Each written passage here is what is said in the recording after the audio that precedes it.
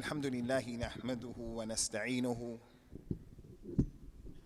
ونستغفره ونعوذ بالله من شرور أنفسنا ومن سيئات أعمالنا من يهده الله فلا مضل له ومن يضلل فلا هادي له وأشهد أن لا إله إلا الله وحده لا شريك له وأشهد أن محمدا عبده ورسوله صلوات الله وسلامه عليه أما بعد فإن خير الكلام كلام الله وخير الهدى هدى رسول الله صلوات الله وسلامه عليه وشر الأمور محدثاتها وكل محدثة بدعة وكل بدعة ضلالة وكل ضلالة في النار. The vast majority of Muslims don't speak Arabic, and it shows that Islam is not a religion or the religion of the Arabs. And although that is the case that the vast majority of us don't speak Arabic, the Arabic language plays an integral part and an important role in a person understanding and practicing Islam. If he doesn't have any Arabic, he's going to have a problem worshiping Allah correctly. So with that being the case, I want to bring to your attention, many of you who are not Arabs, a new word for some of you in your vocabulary, and behind it is an important concept. And it shows the importance of getting knowledge in our religion, especially about this particular issue. And that is, we have in al-Islam, the fiqh of al-Islam, what the ulama of al-Islam called al-maqasid al-shar'iyya. Al-maqasid al-shar'iyya. They are the goals and the objectives that al-Islam came to achieve. And they are many. They are many. If the administration of this masjid doesn't understand and comprehend the maqasid of the Sharia, there are going to be problems in this community, especially when we see the diversity in the community. Arabs, non-Arabs, men, women, old, young, people who are handicapped, and so forth and so on. If the administration of this masjid or any other masjid doesn't understand these maqasid, there are going to be some serious problems administrating this masjid. If the mother and the father don't understand the maqasid of Sharia, they're going to have problems in their marriage, and they're going to have problems with developing their children and maintaining the tarbiyah of their children, especially in this environment, especially. So this issue of the maqasid of Sharia, it has everything to do with all of the halal and all of the haram in al-Islam. And there are many, many. Some of you up until this point, when I said the goals and the objectives of the Sharia, you don't have any tasawwur or any comprehension. What am I talking about? That's okay, we're going to come to that inshallah. It just goes to show, as I mentioned, it is imperative, ikhwani, that everybody here, you try to learn as much as you can learn about this religion in the proper way. The goals and the objectives of the Sharia, they are many. They are many, many. We're just going to deal with one today, a very important one, inshallah azza wa jal. And that is, one of the goals and the objectives that this religion came to achieve is that al-Islam wants to make everything easy on every single person here without any exception. There is no exception to this rule. Every man, woman, child, every Muslim, non-Muslim, al-Islam came to make things easy on everybody here. But unfortunately, the people, they make things difficult on themselves because we don't understand this particular maqsad. Allah tabarak wa ta'ala mentioned about the Quran, وَلَقَدْ يَسَّرْنَا الْقُرْآنَ لِلذِّكْرِ فَهَلْ مِن مُدَّكِرٍ. We made the Quran easy to be memorized, easy to be studied. So is there not one from amongst you who would do it? So Allah said He made it easy. He mentioned in the Quran, مَا أَنزَلْنَا عَلَيْكَ الْقُرْآنِ لِتَشْقَى. We did not reveal this Quran on you, Ya Muhammad, so that it'll make things difficult upon you. Quran wasn't revealed for that. When the Nabi sallallahu alaihi wasallam heard about his companion Abdullah ibn Amr ibn al-As radiyallahu anhuma, he was reading the Quran and completing the recitation of the Quran in one night, every night, from the beginning to the end. And he was fasting every day without stopping. When the Prophet heard that, sallallahu alaihi wasallam, he put a stop to it right away because the Quran wasn't revealed for that. It is difficult for the average person to read the Quran in 1 month, 1 juz every day. What if Allah made it wajib or mustahab for us to read all of the Quran in 1 night? It would be too difficult. Allah Ta'ala mentioned in the Quran in many ayat, يُرِيدُ اللَّهُ بِكُمُ الْيُسْرِ وَلَا يُرِيدُ بِكُمُ الْعُسْرِ. Allah wants ease for you. He doesn't want to make things difficult for you. Another ayat, He Tabarak Ta'ala mentioned, يُرِيدُ اللَّهُ أَن يُخَفِّفَ عَنْكُمْ وَخُلِقَ الْإِنسَانُ ضَعِيفًا. Allah wants to make things light for you, easy for you. Why? Because mankind, they were created weak. He's da'if.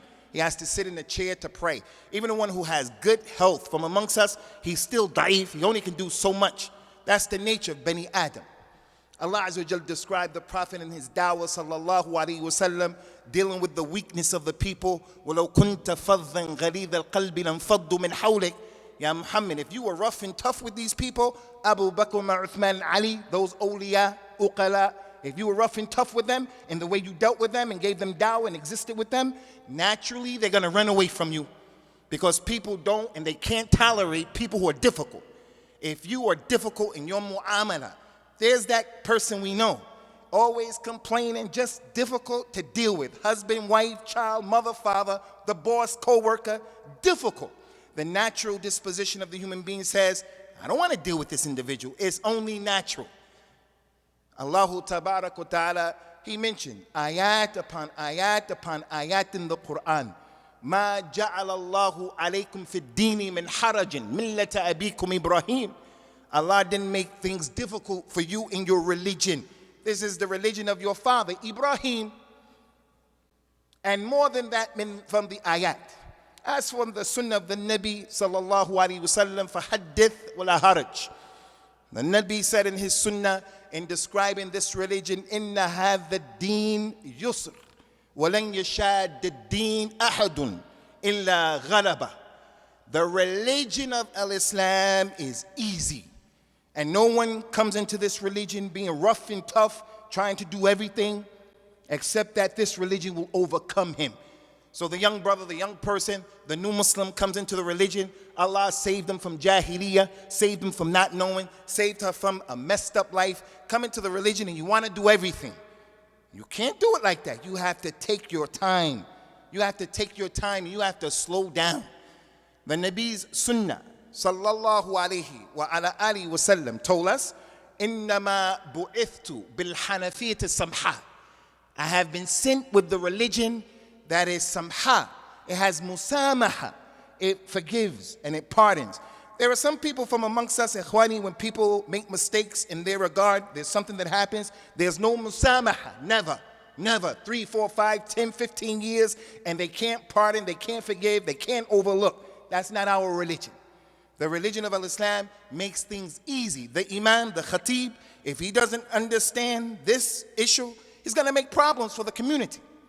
The Nabi told the people, sallallahu alaihi wasallam, who lead the people in prayer, who make the khutbah, إِذَا صَلَّى أَحَدُكُمْ بِالنَّاسِ فَلْيُخَفِّفْ فَإِنَّ مِنْ وَرَائِهِ الْكَبِيرُ وَالسَّقِيمُ وَذُو الْحَاجَةِ.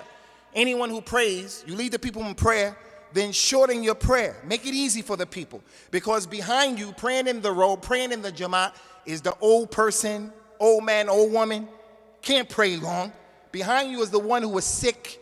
Behind you is the one who has something to do. So I'm going to do the khutbah today, and I'm going to go from now for another hour and a half. Someone has to get back to work. So if I don't understand this goal and this objective, it's going to be problems.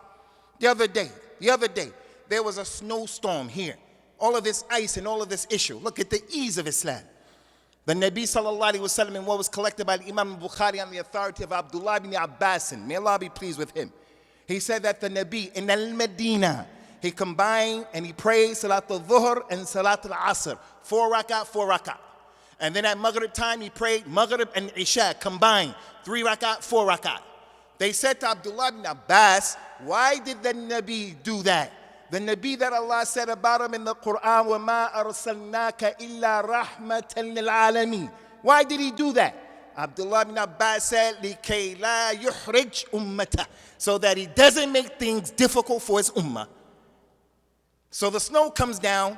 We are in the masjid. We're going to pray Salat al-Dhuhr and Asr at Dhuhr time. And you don't have to come back to the masjid at all. Stay home. That's for the people in the masjid. Islam allowed us when the rain came down, when the weather is bad weather. That's the ease of Islam. And there are just too many examples.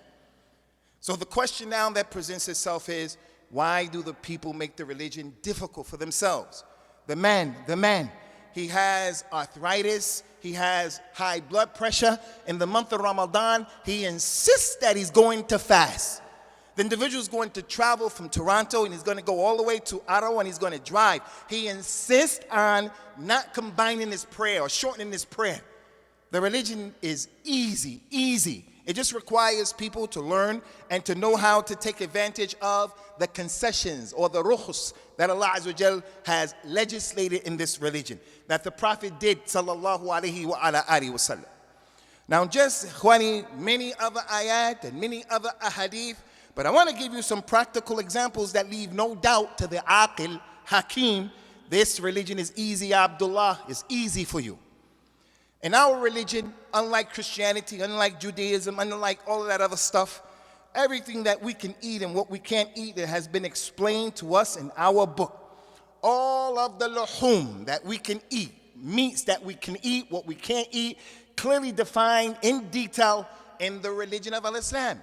And in those definitions of what we can eat and what we can't eat is this lesson right here, that the religion is easy.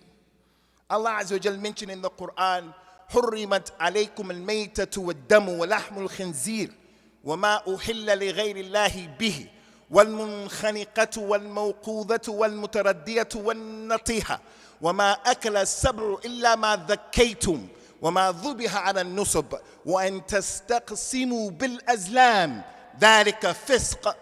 Haram for you to eat Ummat al-Islam. You cannot eat blood. You can't eat dead animals. You can't eat pigs. You can't eat animals that are dead. Can't eat dead carrion. You can't eat an animal that was slaughtered for other than Allah Azza wa Jal.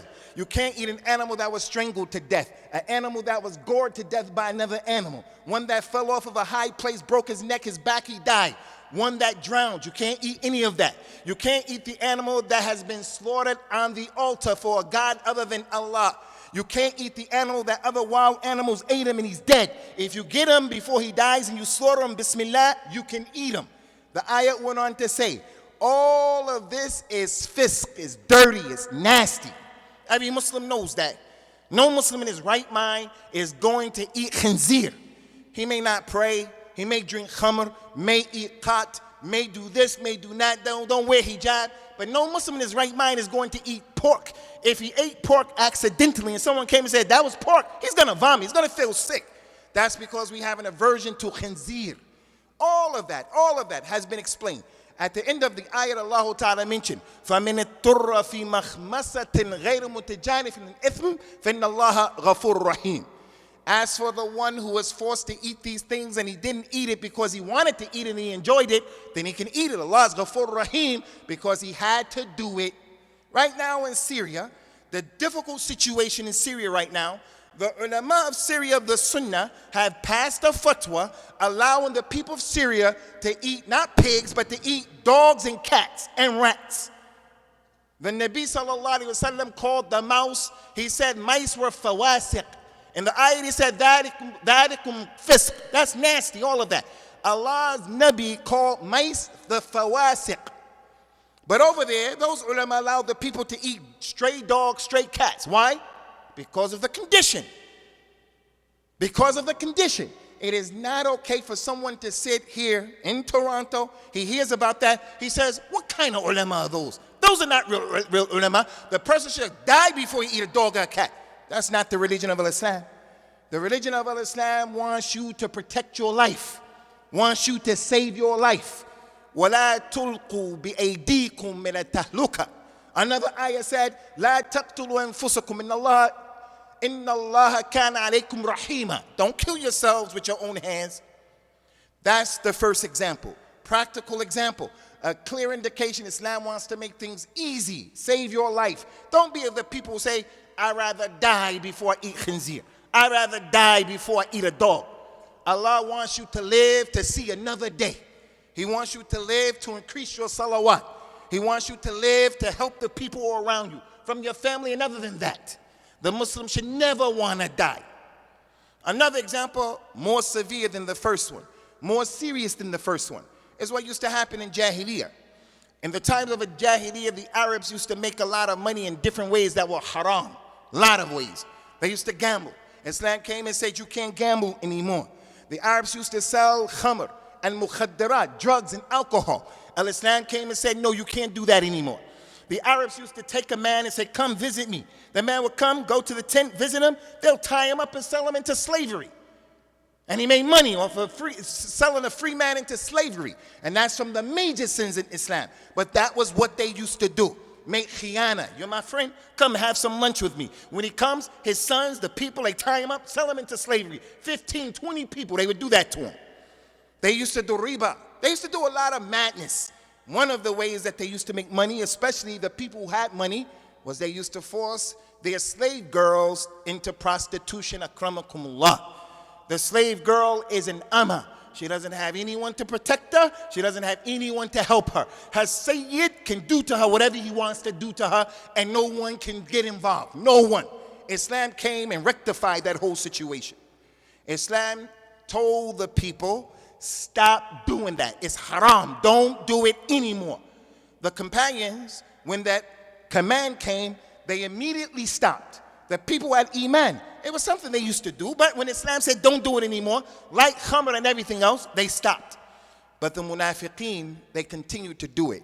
Especially the chief and the leader of the munafiqeen, his name was Abdullah ibn Ubay ibn Sulul. He kept doing it.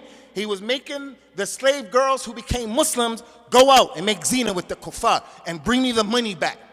And those slave girls didn't like that because that goes against the religion, it goes against the fitrah, it goes against al-if, it goes against al-izzah, all of that. Allah revealed the ayat. وَلَا تُكْرِهُ فَتَيَاتِكُمْ عَلَى الْبِغَى إِنْ أَرَدْنَا التَّحَسَّنَ لِتَبْتَغُوا عَرَضَ الْحَيَاةِ الدُّنْيَا وَمَنْ يُكْرِهُهُنَّ فِإِنَّ اللَّهَ مِنْ بَعْدِ إِكْرَاهِهِنَّ غَفُورٌ رَحِيمٌ. You Muslims, don't be like this munafiq man. Don't force the slave girls to go in to make al-fahisha after it's clear that they wanted to be honorable, they wanted to be upright. They don't want to do that. Allah said, and if any of you forces them to do that zina when they didn't want it to be done, verily Allah is Ghafur Rahim. That's worse than eating khinzir. The slave girl who was compelled and she had to go and do it, Allah is Ghafur Rahim to her. Why? Because if she said to her master, I'm not doing that, he'll chop her head off, he'll kill her, and nothing could be done. But in order to protect her life, Allah allowed her to do that zina to protect her life, and to her, He's Ghafur Rahim. We're sitting in the restaurant, having a good time, easy, watching Al Jazeera. In Al Jazeera, there's a story that came on, and there was a Somali lady. I mentioned she's Somali because that's what it was. Not to put the Somali community down, so pay attention and don't go overboard. The Somali lady found herself in the refugee camp out there in Kenya. 6 children and no one to help her. No one to help her. No husband, no relatives. She's in the refugee camp. If you want to eat, you have to have some money to be able to pay the food, to get some food, get something to eat. She was compelled due to her condition to commit zina with the African Union soldiers. We're watching the program, and one of the people sit there, he said, how could she do that? How could she do that? It's not for you to judge that lady. It's not for you to judge that lady. That happened with people during the time of the companions, radiyallahu anhum ajma'een. It's not for you, it's not for me to get involved and to judge people, especially when we're right here and we're sitting having coffee and we're having lahm and we're having all kind of food here in the restaurant at Bedr's. It's not for you to do that. It's for you to understand the religion. It's not to say zina is okay. But when you're compelled to do something in this religion, the religion makes things easy for you. The Nabi said in an authentic hadith, sallallahu alayhi wa sallam, inna Allah tajawaza an ummati al-khata wal-nisyan wa mastukrihu alayhi. Allah has overlooked and He pardoned, He forgave my community for what they do as a result of a mistake. He's a traveler. Instead of praying towards the Qibla this way, he prayed that way. He's not from here. Allah forgave him. He didn't do the Qibla. He didn't know. Allah didn't tell him, do the salat again, you're sinning. He didn't know. Someone forgot. I didn't pray Salatul Fajr. Right now, I remember I didn't pray Fajr. Just get up right now at this khutbah and pray 2 rakats. Allah doesn't hold you responsible. You forgot, you forgot. And then the third thing he said, Allah forgives and pardons and overlooks the person for doing something out of istiqra. He was compelled. He did something he normally wouldn't do, but because of the circumstances he did it, Allah is Ghafur Rahim. Zina is worse than eating khamr or eating khinzir. Worse than those two is the third example. And what's the example about? Practical examples to show everybody here from the goals and the objectives of the religion is Allah wants things easy for you. He doesn't want to make things difficult for you. Why do we make things difficult for ourselves?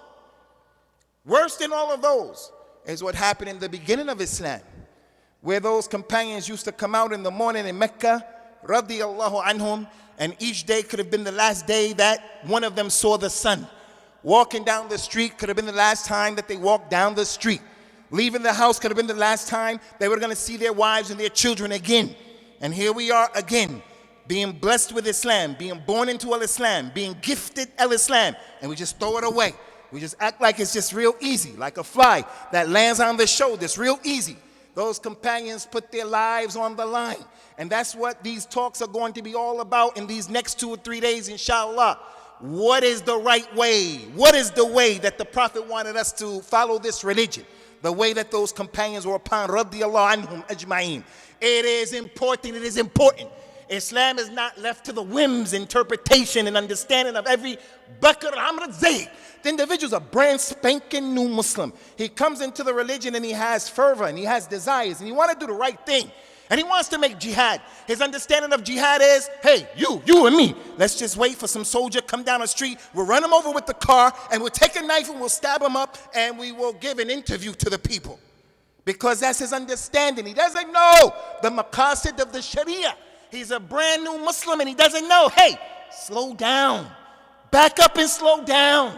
What do you know about Islam? The Arab man in this masjid, he doesn't know a lot about Islam. That's not to put you down, ikhwani. It's the reality. It is the reality. The ahkam of al-Jummah today, there are many rewards set aside for the one who performs Jummah correctly. But he has to learn about those ahkam. Many people don't know except a little few things. I have to take a ghusl. Some people don't know that. The man is a brand new Muslim. He takes a bath for Friday. What's the bath? He sits in the water. He runs the water. He sits and he takes a bath. And he gets out of the water. And he thinks that's the ghusl. Because he doesn't know. The religion of Al-Islam is not based upon your whims. It's based upon the blueprint that those companions left for us. Radiyallahu anhum ajma'in. In the beginning of Islam, it was tough being a Muslim. It wasn't easy. It was tough because you put your life on the line when you accepted Islam. Abu Lahab, Abu Jahl, one of those people will slap you and take your life right there on the spot, as they did with a family of the companions. They took Yasir, and they took his wife Sumayya, and they took his son Ammar, tied the 3 of them up for a number of days. Not one day. They kept him there, and they were stabbing him up, cutting him up, slicing him and his wife up. They didn't leave it there. They would take salt, they would take sand, put it in the womb, touching the woman. The Nabi sallallahu alaihi wasallam would walk by, and they allowed the Nabi to walk by. They allowed for him to see what was going on. They could have done the same thing to the Nabi, but they didn't. They wanted to give him adab, ta'veeb, by looking at what was happening. They knew that Allah described him in the Quran sallallahu alaihi wasallam. لَقَدْ جَاءَكُمْ رَسُولٌ مِّنْ أَنفُسِكُمْ عَزِيزٌ عَلَيْهِ مَا أَنِتُّمْ حَرِيصٌ عَلَيْكُمْ بِالْمُؤْمِنِينَ رَؤُوفٌ رَحِيمٌ. It would tear his heart up to know half of the stuff that's going on in our community. Some of the stuff that people were being forced to go through by people who were close to them. It would tear his heart up. So they knew that. He would look at this family being persecuted. And what did the Nabi do for the new Muslims? What did the Nabi do for the people of jihad?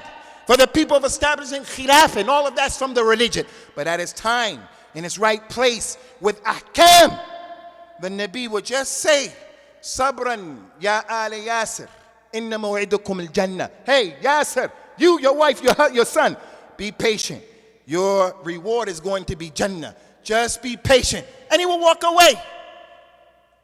Somebody here, some of the youngsters here, if they were in that situation, they say, I'm just going to jump in there and just deal with it. And they're going to cut your head off too. They're going to cut your head off too and go to your house and take your women and shut down Islam because of you. In the UK right now, they are not allowing imams now to say the truth about homosexuality. If you talk about al-wala wal-bara, if you talk about homosexuality, if you talk about jihad the correct way, they can put an ASPO on you. Antisocial behavior. The man is calling to hatred. He's a radical extremist. Throw him out. Take his jinsiyah. Anything. Why? The UK used to be a place where everybody can go. All of the laji'een of the dunya can go to the UK, and they protected you. Now, because of the Muslims, we have shut down Islam on ourselves. And Canada has always been one of those easy countries. Easy country compared to Germany, compared to Holland and Finland. In the Vietnam War, people who were escaping the war in America would come to Canada, and they would give them refuge. And we have people here who want to shut down Islam, either with this crazy extremism, or some of the people, instead of teaching the community the maqasid of the Sharia, we're rough and tough.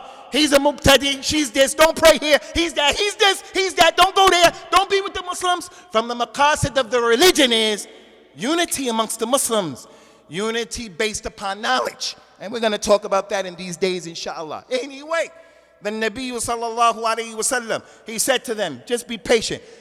The kuffar, they killed the man. They killed his wife, the first shaheed in al-Islam, Sumayya, and they killed in a terrible way. I can't mention to you how they killed her because it would be inappropriate in this masjid to say where they stabbed her at. It would be inappropriate. The son watched all of that with his own eyes. Now, this is not a story, Rumpelstiltskin, Goldilocks, the seven dwarfs. This is a real incident. You imagine yourself being in that situation and people doing that to your mother, They said to the boy, hey, we're going to kill you, but we'll let you go. But if we let you go, we want you to curse Muhammad, and we'll let you go. We'll keep our word. You just curse Muhammad. So he started cursing the Nabi sallallahu alaihi wasallam. The Arabs of that time, the crazy Arabs of that time, they kept their word. They killed his mother, which is an act of cowardness. They killed his father just because they said, La ilaha illallah. But when the man did what they asked him to do, they kept their word, which is an honorable thing. They kept their word. And that goes to show, Ikhwani, during that time, the Arabs were messed up. They were messed up. And the Arabs of today are messed up without Islam. Syrians, Egyptians, messed up without Islam. African Americans, messed up without Islam. Somalis, messed up without Islam. Bani Adam is messed up without Islam. The man left, crying, mahmoom. He went to the Nabi, the Prophet saw him. He said, what's the matter? He told the Nabi the story. They killed, ultimately, they got tired, killed my mother, killed my father, and I started to curse you because they made me do it. The Nabi said, how is your heart? How is your heart? Inside, how do you feel with your iman? He said, I love Allah, I love His messenger. I believe in Allah, I believe in His messenger. He said, and adu fa'ud. If they catch you again, then curse me again. If they catch you again and tie you up, and they told you to curse me again, because it's okay. You don't really mean it. And then Allah Ta'ala revealed the ayat of the Quran that clearly indicates when you're compelled, it's okay. Man kafara billahi min ba'di imanihi illa man ukriha wa qalbuhu mutma'innun bil iman walakin man sharaha bil kufri sadra fa'alayhim ghadabun min Allahi wa lahum adhabun azim. Anyone who disbelieves in Allah after he had iman, anyone, he's going to get a grievous punishment in the hellfire. He's going to be punished. But the one who was compelled to do that, he was compelled, and his heart wasn't predisposed and open to that, then Allah Ta'ala is Ghafur Rahim. أقول قولي هذا واستغفر الله لي ولكم ونسأل الله تعالى التوفيق والسداد. Alhamdulillah wassalatu wassalam ala rasulillah. Ikhwani, 2 minutes inshallah from your valuable precious time. because the last part of this khutbah is extremely important. Someone may be sitting there and he says, MashaAllah, Alhamdulillah, I always knew Islam is easy, so I'm not going to wear hijab. Islam is easy, so I'm going to go and have lunch with my co-workers who are kuffar and I'm going to drink khamr. Islam is easy. Happy birthday, Merry Christmas, be my Valentine. Islam is easy. When the ladies shake my hand, I shake her hand and I hug her as well. And I kiss her. Why? Because the maqasid of the Sharia. La ya akhi. Not like that. Not like that. The ease of Islam is there. But you, in your own specific situation, especially these big issues, you have part of the responsibility to determine what to do and what not to do. You do. Not the imam, not the sheikh, you do. Allah Ta'ala mentioned in the Quran, بَلْ الْإِنسَانُ عَلَى نَفْسِهِ بَصِيرًا. The person knows his situation better than everybody else. But also in the equation are the ulama of the sunnah. Not anybody, just the imam in the masjid, the malvi sahib, the sahir, not anybody, someone who knows this religion. You have to go to him and you have to say, I have a mortgage and this is my situation. I need a credit card and this is my situation. This is that. I'm about to become a citizen and I have to go and I have to say certain things. If I say I'm not doing that, then they may not give me the citizenship. And the option is I have to go back to my country that is not stable. Some of those issues are simple and easy. You're being compelled. They say in the court when the judge comes in, all rise. Everybody stand up. Some Muslims say, no, this is not wala wal bara. I'm not going to stand up. Anyone who says a sayyid to a munafiq, he destroyed the religion. I'm not going to stand up. They're going to put you in jail right away. You're going to lose the case right away because you didn't understand your religion. So the point here, ikhwani, is Islam is not easy to the degree that we change the nature and the reflection and the reality of the religion. Some lady from Canada went to the UK recently to lead the people in Salat Yawm al-Jum'ah. Islam is easy to that degree. Wallahi, if the noon is sakin, and we say this all the time, the noon is sakin, if it hit her on her head, she doesn't know that's noon sakin, and she's given a khutbah. And then another lady makes the adhan, and then the iqamah, and we're going to pray in the same row. Man, lady, man, lady, man, lady, lady, lady, lady, man, lady, man. And they say, well, the maqasid of Islam is easy. No. Don't destroy the religion of Islam based upon our hawa, based upon our desires. May Allah Ta'ala plant our feet firmly upon this religion. May He give us thabat in these days of commotion. May Allah Ta'ala help us navigate through this commotion.